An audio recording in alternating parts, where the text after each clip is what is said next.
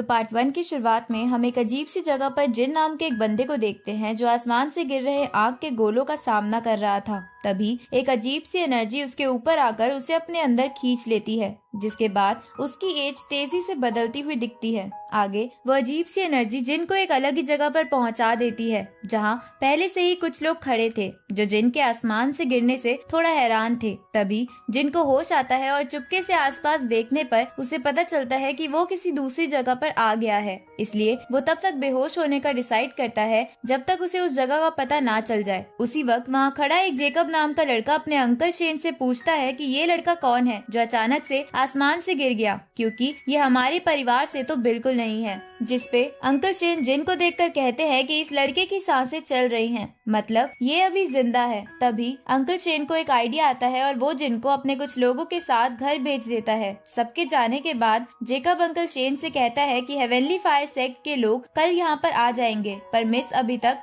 शादी के लिए तैयार नहीं है। जिस पर शेन बोलता है कि मिस बहुत ज्यादा जिद्दी है और वो ऐसे ही किसी से शादी नहीं करना चाहती। तो जेकब कहता है कि अगर ऐसा होगा तो हेवनली फायर सेक्ट के लोग पता नहीं हमारे साथ क्या ही करेंगे। लेकिन जेकब मन ही मन में इस बात से बहुत ही खुश था। तभी शेन हंसते हुए कहता है कि गॉड ने हमें इस सिचुएशन से बचाने के लिए इस फरिश्ते को यहाँ भेजा है, जिसकी शादी हम मिस से कराकर इस मुश्किल से बच जाएंगे। तो जेकब शेन से पूछता है कि क्या आप इस लड़के का बैकग्राउंड चेक नहीं करोगे। तो शेन उससे कहता है कि तुम इन सब बातों पर ध्यान मत दो और मैं मिस से बात करने जा रहा हूँ। ये सुनकर जेकब मन ही मन में गुस्सा हो जाता है, क्योंकि इसकी वजह से उसका कोई बना बनाया प्लान खराब हो रहा था। इस तरफ घर पहुंचने पर आसपास देखने के बाद जिन को लगता है कि ये लोग उसको नौकरों की तरह काम करवाने के लिए यहाँ लाए हैं। तभी दरवाजे की आहट सुनकर जिन फिर से बेहोश होने का नाटक करता है, जिसके बाद वहाँ पर अंकल शेन आते हैं और कहते हैं कि आखिरकार मैंने एक ऐसा लड़का ढूंढ लिया जो मिस से फेक मैरिज करके हमें हेवनली सेक्ट के लोगों से बचा लेगा। ये सुनकर जिन तुरंत ही उठ के वहाँ से भागने लगता है, क्योंकि उसे शादी वादी के चक्करों में नहीं फंसना था। पर अंकल शेन उसे पकड़ लेते हैं और उससे बोलते हैं कि मुझे पता था कि तुम बेहोशी का नाटक कर रहे थे,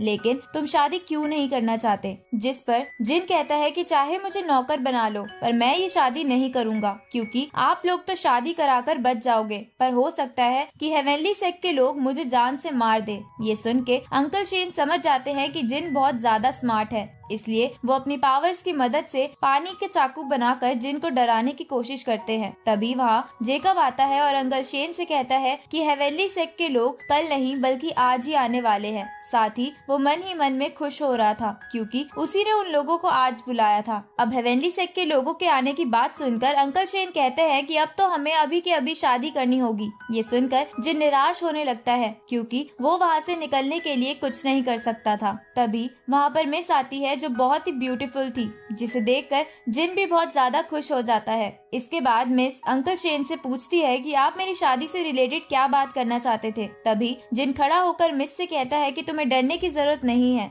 अब तुम्हारा हस्बैंड यहाँ आ गया है। ये सुनकर मिस उसे जोर से चाटा मार देती है और कहती है कि मैं किसी से नहीं डरती, पर उन्हें हेवनली सेक्ट से बचाने के लिए शादी करनी ही पड़ती है। जिसके खत्म होने के बाद वहाँ पर हेवनली सेक्ट से एक बंदा आता है और चिल्लाकर मिस से कहता है कि तुम्हें पता है कि मेरे मास्टर तुमसे शादी करना चाहते थे, तो तुमने इससे शादी करने की हिम्मत कैसे की। ये सुनकर मिस उसे गुस्से में मारने के लिए आगे बढ़ती है, लेकिन शेन उसे रोककर उस बंदे से कहता है कि ब्रदर फ्रैंक तुम गुस्सा मत करो, अब तो शादी हो चुकी है और ये उसका कॉन्ट्रैक्ट है। पर फ्रैंक उस कॉन्ट्रैक्ट को फाड़ कर कहता है कि मैं ऐसी शादी को नहीं मानता। इसके बाद फ्रैंक जिन के पास जाता है और उससे बोलता है कि जल्दी यहाँ से भाग जाओ, नहीं तो अंजाम तुम्हें पता ही है। जिसपे जिन सोचता है कि मुझे तो दोनों तरफ से धमकाया जा रहा है। तभी अंकल शेन को लगता है कि अगर फ्रैंक पहले जिन पर अटैक करे तो वो इसका फायदा उठा सकते हैं। पर उसी वक्त जिन अंकल शेन से पूछता है कि क्या यहाँ पर खड़े लोगों में फ्रैंक सबसे ज्यादा ताकतवर है, जिसपे अंकल शेन हाँ करते हैं। ये सुन के जिन एक लकड़ी की कुर्सी उठाकर फ्रैंक के सर पे मार देता है, लेकिन इससे उसको कुछ नहीं होता और वो जिन को मारने के लिए आगे बढ़ता है, पर मिस उसे रोक देती है। इसके बाद जिन शेन के पीछे छुप जाता है और उनसे कहता है कि अब आगे का आप संभालो। जिस पर शेन कहता है कि चालाक बच्चे तुम मेरा इस्तेमाल कर रहे हो। अब फ्रैंक अपनी लायन स्पिरिट से शेन को मारने आगे बढ़ता है, लेकिन शेन उसे शील्ड की मदद से रोक देते हैं और फ्रैंक को गुस्सा ना करने को कहते हैं। तभी जिन मिस को उठा लेता है और वहाँ से जाने लगता है। तो शेन उससे पूछता है कि तुम कहाँ जा रहे हो, जिस पर जिन बोलता है कि आप इस मेहमान सामान को संभालो, मैं तो अपनी फर्स्ट नाइट मनाने जा रहा हूँ। आगे जिन मिस को एक कमरे में लेकर आता है जहाँ जिन कहता है कि मैंने उसे अपनी फैमिली के बिहाफ पर मारा है, इसलिए तुम्हें थैंक यू बोलने की जरूरत नहीं। लेकिन मिस गुस्सा होकर कहती है कि बेवकूफ, तुमने मेरी फैमिली के लिए और मुसीबत खड़ी कर दी है। तो जिन कहता है कि अब हम दोनों पति पत्नी हैं और मैं अपनी वाइफ की इंसल्ट होते नहीं देख सकता। ये सुनकर मिस चिल्लाकर कहती है कि हमारे बीच कोई रिलेशन नहीं है और हमने बस तुम्हारा इस्तेमाल करा है, जिसके बदले तुम्हें पैसे मिल जाएंगे। जिस पर जिन कहता है कि क्या मुझे पैसे मिलेंगे? ये सुन के मिस को लगता है कि पैसों के बारे में सुन के जिन का माइंड बदल गया है, इसलिए वो उससे पूछती है कि तुम्हें कितने पैसे चाहिए। जिस पर जिन कहता है कि मुझे पैसे वैसे नहीं चाहिए, बल्कि बदले में आप मुझे ट्रेनिंग के लिए एक एक्सरसाइज बुक दे देना। तो मिस भी इसके लिए मान जाती है। साथ ही उसे बोलती है कि आज फ्रैंक यहाँ से नहीं जाएगा, इसलिए हमें सो जाना चाहिए। ये सुनकर जिन खुश होते हुए मिस के ऊपर कूद पड़ता है और उसे किस करने के लिए आगे बढ़ने लगता है, लेकिन मिस उसे फिर से चाटा मार के दूर फेंक देती है और उसे जमीन पर सोने को बोल देती है। अगली सुबह वहाँ पर अंकल शेन आते हैं और कहते हैं कि एक अच्छी खबर है कि फ्रैंक पूरी रात हल्ला मचाकर यहाँ से चला गया है, पर पता नहीं आगे क्या होगा। तो मिस कहती है कि पूर्वजों की जगह जल्द ही खुलने वाली है और जैसे ही पूर्वजों की चीजें मुझे मिल जाएंगी तो हमें हेवनली सेक्ट के लोगों से डरना नहीं पड़ेगा। जिस पर अंकल शेन कहते हैं कि लेकिन वो तो पिछले 100 सालों में एक बार भी नहीं खुला, इसलिए मुझे अभी भी उसके ना खुलने का डर है। तभी जिन उनसे कहता है कि मैं प्रैक्टिस करने जा रहा हूँ, जिसके बाद मैं भी आप लोगों की मदद करूंगा। आगे हम जिन को एक झरने के पास मेडिटेट करते हुए देखते हैं, जहां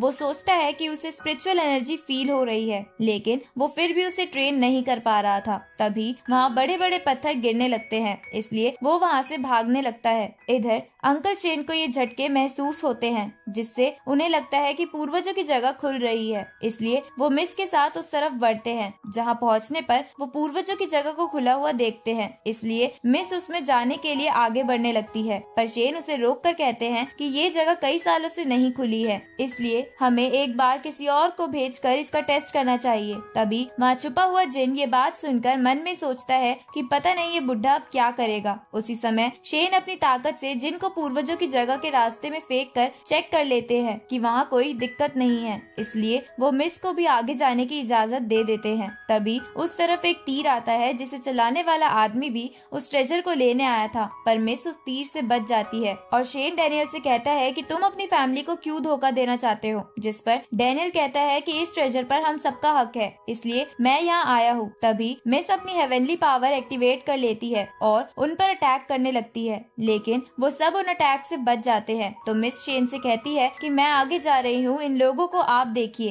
तभी डैनियल जेकब को मिस के पीछे जाने को बोलता है, क्योंकि जेकब भी उनके साथ मिला हुआ था। ये सुनकर जेकब मिस के पीछे चला जाता है। आगे मिस और जेकब महल के अंदर जाके उस खास चीज के पास पहुंचते हैं। जहां पहुंचने पर मिस बोलती है कि जब ये चीज हमारी फैमिली के पास थी तब कोई भी हमसे फाइट करने की हिम्मत नहीं कर पाता था, लेकिन वक्त के साथ हम इस बारे में भूल गए और अब तो हेवनली सेक्ट भी हमारी इज्जत नहीं करता। तभी जेकब मिस को दूर फेंक कर कहता है कि ये खजाना मेरा है। ये सब वहाँ खड़ा जिन भी छुपकर देख लेता है। अब जेकब और मिस दोनों उस खजाने के पास जाते हैं, लेकिन वो खजाना उन दोनों को टच करते ही बहुत दूर फेंक देता है। ये देखकर जिन जेकब से कहता है कि तुम्हें ज्यादा लालच नहीं करना चाहिए, वरना तुम्हारे साथ ऐसा ही होगा। ये सुनकर जेकब को गुस्सा आता है और वो अपनी एनर्जी रिस्टोर करने के लिए मेडिटेट करने बैठ जाता है, जिसे देखकर मिस जिन से कहती है कि तुम इसे मेडिटेट करते वक्त मार दो। जिस पर जिन पूछता है कि लेकिन मैं ऐसा क्यों करूं? तो मिस कहती है कि अगर तुमने इसे अभी नहीं मारा तो बाद में ये तुम्हें मार देगा। ये सुनकर जिन बोलता है कि लेकिन तुम्हारी मदद के बदले मुझे क्या मिलेगा? जिस पर मिस कहती है कि तुम्हें अभी भी प्रॉफिट की पड़ी है, लेकिन वो कुछ नहीं कर सकती थी, इसलिए वो जिन से पूछती है कि तुम्हें क्या चाहिए। तो जिन कहता है कि हम दोनों हस्बैंड वाइफ है, पर तुमने मुझे अभी तक हस्बैंड की तरह ट्रीट करने नहीं दिया, तो क्या तुम ऐसा करने दोगी? ये सुनकर पहले तो मिस गुस्सा करती है, लेकिन बाद में जेकब को मारने के लिए मान जाती है। तो जिन जेकब को मारने के लिए आगे बढ़ता है, पर वो सही से तलवार भी नहीं पकड़ पा रहा था, जिसे देखकर मिस उससे पूछती है कि क्या तुमने कभी किसी को नहीं मारा, जिस पर जिन बड़ा चढ़ाकर कहता है कि मैंने कई लोगों को मारा है। तो मिस उसे बोलती है कि जल्दी से उसे मार दो। ये सुन के जिन अपनी तलवार को आगे बढ़ाता है, पर जेकब उसे रोक लेता है और उसकी तलवार ऊपर की तरफ फेंक देता है, जो छत के एक पत्थर में घुस जाती है। अब जेकब जिन को मारने के लिए खुश होने लगता है, तभी जिन उसे ऊपर देखने को कहता है। उसी समय उसके ऊपर छत वाला पत्थर आकर गिर जाता है। ये देखकर जिन को लगता है कि शायद जेकब मर गया। आगे मिस जिन से कहती है कि इस ट्रेजर के आसपास एक फॉर्मेशन बना है, जिसकी वजह से मैं इसके पास नहीं जा सकती, जो स्पिरिचुअल एनर्जी से कनेक्टेड है, इसलिए मुझे वो कनेक्शन तोड़ना होगा। इसके बाद मिस अपनी पावर एक्टिवेट करके फर्स्ट फॉर्मेशन के कनेक्शन को तोड़ देती है। तभी एक और फॉर्मेशन उसे दूर फेंक देता है और एक एनर्जी उसे चोट पहुंचाने के लिए उसकी तरफ आगे बढ़ती है, लेकिन बीच में जिन आ जाता है, जिसे वो एनर्जी लगने के बाद वही बातें याद आती है जब उसकी एज चेंज हो रही थी। तभी उस एनर्जी का असर खत्म हो जाता है और जिन देखता है कि उसे कोई भी चोट नहीं आई है, जिसे देखकर वो खुश होने लगता है। ये देखकर मिस बोलती है कि उस फॉर्मेशन ने तुम पर अटैक किया था, लेकिन फिर भी तुम्हें कुछ क्यों नहीं हुआ। उसी समय वो फॉर्मेशन टूट जाता है और जिन उसकी तरफ बढ़ने लगता है। ये देखकर मिस को महसूस होता है कि कहीं ये फॉर्मेशन जिन की वजह से तो नहीं टूटा, पर वो इस बात को इग्नोर कर देती है और उस ट्रेजर की तरफ बढ़ती है। तभी वो ट्रेजर हवा में उड़ने लगता है और उसकी एनर्जी मिस के अंदर आने लगती है, जिसके बाद वहाँ रखे बाकी ट्रेजर भी उड़ने लगते हैं और उनकी भी एनर्जी मिस के अंदर आने लगती है। ये देखकर जिन अपने सर को बचाने के लिए वहाँ से साइड हट जाता है, जहाँ वो एक गोल्डन स्क्रोल को देखता है जो उसके सर के अंदर घुस जाता है, जिसके बाद जिन बेहोश हो जाता है। थोड़ी देर बाद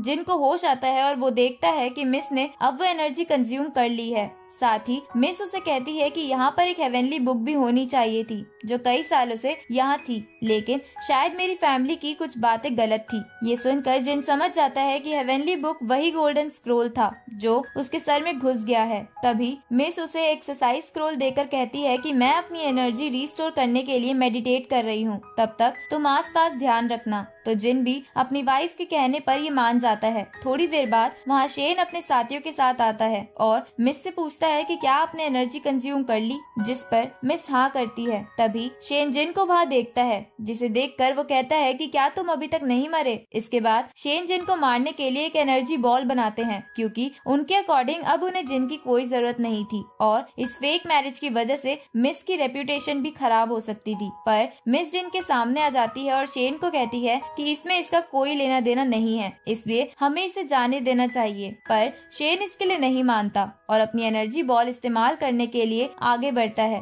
तभी जिन मिस का गला पकड़ लेता है और कहता है कि अगर तुम आगे बढ़े तो मैं इसे मार दूंगा। ये देखकर शेन उसे कहते हैं कि तुम मिस को छोड़ दो और मैं तुम्हें यहाँ से जाने दूंगा, जिस पर जिन कहता है कि बुड्ढे, तुमने मेरा बहुत इस्तेमाल किया है और तुम्हें लगता है कि मैं तुम्हारा विश्वास कर लूंगा। ये सुनकर शेन अपनी एक सीक्रेट टेक्निक इस्तेमाल करता है, जिसकी वजह से जिन की पूरी बॉडी जम जाती है और मिस जिन से छूटकर शेन के पास आ जाती है। तभी जिन उस बुक की स्पिरिचुअल एनर्जी की मदद से उस बर्फ को बड़ी आसानी से तोड़ देता है और शेन की तरफ एक अटैक करता है, जिसे शेन अपनी शील्ड की मदद से रोकने की कोशिश करता है, पर वो ऐसा नहीं कर पाता और दूर जाकर गिरता है। इसके बाद जिन एक तलवार लेकर शेन के पास जाता है और कहता है कि बुड्ढे, आज मैं तुम्हें नहीं छोड़ूंगा। तभी हम छत से एक पत्थर को उनकी तरफ आते देखते हैं और इसी के साथ ये एपिसोड यहीं खत्म होता है।